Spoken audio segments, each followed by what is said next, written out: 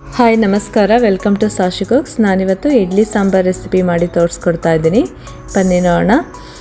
ಇಡ್ಲಿ ಸಾಂಬಾರು ಮಾಡಲಿಕ್ಕೆ ನಾನಿಲ್ಲಿ ಅರ್ಧ ಕಪ್ಪು ತೊಗರಿಬೇಳೆ ತೊಗೊಂಡಿದ್ದೀನಿ, ಹಾಗೆ 1/4 ಕಪ್ಪು ಹೆಸರುಬೇಳೆಯನ್ನು ತೊಗೊಂಡಿದ್ದೀನಿ.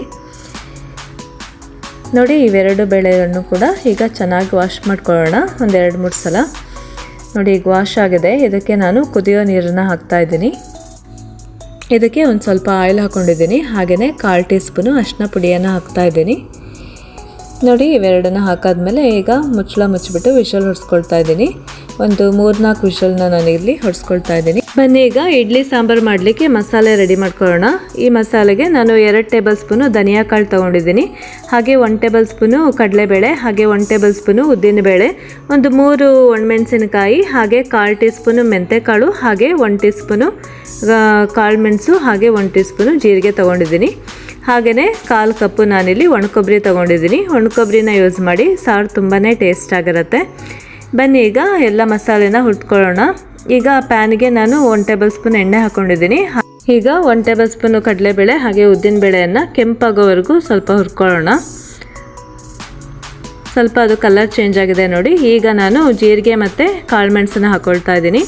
ಹಾಗೆಯೇ ಅದು ಸ್ವಲ್ಪ ಹುರಿದಾದ್ಮೇಲೆ ಮೆಂತೆಕಾಳನ್ನು ಕೂಡ ಹಾಕ್ಕೊಳ್ತಾ ಇದ್ದೀನಿ. ಹಾಗೆ ಅದನ್ನು ಒಂದು ಸ್ವಲ್ಪ ರೋಸ್ಟ್ ಆದಮೇಲೆ ಈಗ ಧನಿಯಾ ಕಾಳು ಕೂಡ ಹಾಕ್ಕೊಂಡಿದ್ದೀನಿ. ಹೀಗೆ ನೋಡಿ ಹಾಕ್ಕೊಂಡ್ಬಿಟ್ಟು ಈ ಥರ ಫ್ರೈ ಮಾಡ್ಕೊಳ್ಳೋಣ. ಘಮ ಅಂತ ನಿಮಗೆ ಅರೋಮ ಬರುತ್ತೆ, ಅಲ್ಲಿ ತನಕ ಈ ಥರ ಫ್ರೈ ಮಾಡ್ಕೋಬೇಕು. ನೋಡಿ, ಅದಕ್ಕೆ ನಾನು ಒಣಮೆಣಸಿನಕಾಯಿ 3 ಅದನ್ನು ಕೂಡ ಹಾಕ್ಕೊಂಡಿದ್ದೀನಿ. ಈ ಥರ ಫ್ರೈ ಮಾಡ್ಕೊಳ್ಳೋಣ. ಆಯಿತಾ? ಇದಕ್ಕೆ ನಾನು ಕರಿಬೇವು ಸೊಪ್ಪು ಕೂಡ ಹಾಕ್ಕೊಂಡಿದ್ದೀನಿ. ನೋಡಿ, ಈ ಥರ ಫ್ರೈ ಮಾಡ್ಕೊಳ್ಳಿ. ಉರಿ ತುಂಬ ಹೈಯಾಗಿಡೋದು ಬೇಡ. ಉರಿ ಯಾವಾಗಲೂ ಕಡಿಮೆ, ಹಾಗೆ ಮೀಡಿಯಮ್ ಮಧ್ಯದಲ್ಲಿರಲಿ. ನೋಡಿ, ಈ ಥರ ನೀಟಾಗಿ ಫ್ರೈ ಮಾಡ್ಕೊಂಡಿದ್ದೀವಿ.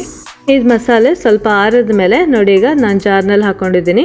ಇದಕ್ಕೆ 1/4 ಕಪ್ಪು ಒಣಕೊಬ್ಬರಿ ಕೂಡ ಹಾಕ್ಕೊಳ್ತಾ ಇದ್ದೀನಿ. ಒಣಕೊಬ್ಬರಿನ ಯೂಸ್ ಮಾಡಿ, ಸಾರು ತುಂಬಾ ಟೇಸ್ಟ್ ಆಗಿರುತ್ತೆ. ಓಕೆ, ಇದಕ್ಕೆ ನಾನು ಎಷ್ಟು ಬೇಕಷ್ಟು ಹುಳಿಯನ್ನು ಹಾಕ್ತಾಯಿದ್ದೀನಿ, ಹುಣಸೆ ಹುಳಿಯನ್ನು. ಓಕೆ, ಈಗ ನೋಡಿ, ಅದಕ್ಕೆ ಎಷ್ಟು ಬೇಕಷ್ಟು ನೀರು ಹಾಕ್ಕೊಂಡ್ಬಿಟ್ಟು ಅದನ್ನು ಈಗ ಒಂದು ಸಲ ರುಬ್ಕೊಳ್ಳೋಣ. ನೋಡಿ, ಈ ಥರ ಪೇಸ್ಟ್ ರೆಡಿಯಾಗಿದೆ. ಇಡ್ಲಿ ಸಾಂಬಾರಿಗೆ ನಾವು ಬೇಳೆನ ಬೇಯಿಸ್ಕೊಂಡಾಗಿದೆ, ಹಾಗೆ ಮಸಾಲೆಯನ್ನು ರುಬ್ಕೊಂಡಿದ್ದೀವಿ. ಈಗ ಒಗ್ಗರಣೆ ರೆಡಿ ಮಾಡ್ಕೊಳ್ಳೋಣ. ಒಗ್ಗರಣೆಗೆ 1 ಈರುಳ್ಳಿ, 1 ಟೊಮೆಟೊ, ಸ್ವಲ್ಪ ಕರಿಬೇವು ಸೊಪ್ಪು, ಸ್ವಲ್ಪ ಕೊತ್ತಂಬರಿ ಸೊಪ್ಪು, 1 ಒಣಮೆಣಸಿಕಾಯಿ ತೊಗೊಂಡಿದ್ದೀನಿ. ಈಗ ಅದೇ ಸೇಮ್ ಪಾತ್ರೆಯಲ್ಲೇ ನಾನು 1 ಟೇಬಲ್ ಸ್ಪೂನ್ ಎಣ್ಣೆ ಹಾಕ್ಕೊಂಡಿದ್ದೀನಿ. ಎಣ್ಣೆ ಕಾದ ಮೇಲೆ 1 ಟೀ ಸ್ಪೂನು ಸಾಸಿವೆ ಹಾಕ್ಕೊಳ್ಳೋಣ. ಹಾಗೆಯೇ ಅರ್ಧ ಟೀ ಸ್ಪೂನು ಜೀರಿಗೆಯನ್ನು ಹಾಕ್ಕೊಳ್ತಾ ಇದ್ದೀನಿ. ನೋಡಿ, ಸಾಸಿವೆ ಚಟ್ಪಟ ಅಂತ ಸಿಡಿದ್ಮೇಲೆ ನೋಡಿ, ಈಗ ಮೆಣಸಿನಕಾಯಿ 1 ಹಾಕ್ಕೊಂಡಿದ್ದೀನಿ. ಹಾಗೆಯೇ ಹೆಚ್ಚಿದ ಈರುಳ್ಳಿ ಕೂಡ ಹಾಕ್ಕೊಂಡಿದ್ದೀನಿ. ಅದಕ್ಕೇ ಕರಿಬೇವು ಸೊಪ್ಪು ಕೂಡ ಆ್ಯಡ್ ಮಾಡ್ಕೊಂಡಿದ್ದೀನಿ. ಇವೆಲ್ಲವನ್ನೂ ಕೂಡ ಚೆನ್ನಾಗಿ ಫ್ರೈ ಮಾಡ್ಕೊಳ್ಳೋಣ. ನಾನಿಲ್ಲಿ 1 ಟೀ ಸ್ಪೂನ್ ಉಪ್ಪನ್ನು ಕೂಡ ಆ್ಯಡ್ ಮಾಡ್ಕೊಳ್ತಾ ಇದ್ದೀನಿ. ಸ್ವಲ್ಪ ಈರುಳ್ಳಿ ಬೇಗ ಕಲರ್ ಚೇಂಜ್ ಆಗುತ್ತೆ ಅದಕ್ಕೆ. ಹಾಗೆಯೇ ಇದಕ್ಕೆ ಹೆಚ್ಚಿದ ಟೊಮೆಟೊ ಕೂಡ ಹಾಕ್ಕೊಳ್ತಾ ಇದ್ದೀನಿ. ಹಾಗೆಯೇ ಸ್ವಲ್ಪ ಕೊತ್ತಂಬರಿ ಸೊಪ್ಪು ಕೂಡ ಹಾಕ್ಕೊಳ್ತಾ ಇದ್ದೀನಿ. ನೋಡಿ, ಇವೆಲ್ಲವನ್ನೂ ಒಂದು ಸಲ ಚೆನ್ನಾಗಿ ಫ್ರೈ ಮಾಡ್ಕೊಳ್ಳೋಣ. ಟೊಮೆಟೊ ಎಲ್ಲ ಸಾಫ್ಟ್ ಆಗಬೇಕು, ಅಲ್ಲಿ ತನಕ ಈ ಥರ ಫ್ರೈ ಮಾಡ್ಕೋಬೇಕು.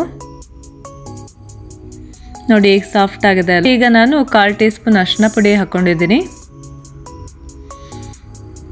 ನೋಡಿ, ಇದಕ್ಕೇ ನಾನು ರುಬ್ಬಿದ ಮಸಾಲೆ ಇತ್ತಲ್ಲ ಅದನ್ನು ಕೂಡ ಹಾಕ್ತಾ ಇದ್ದೀನಿ.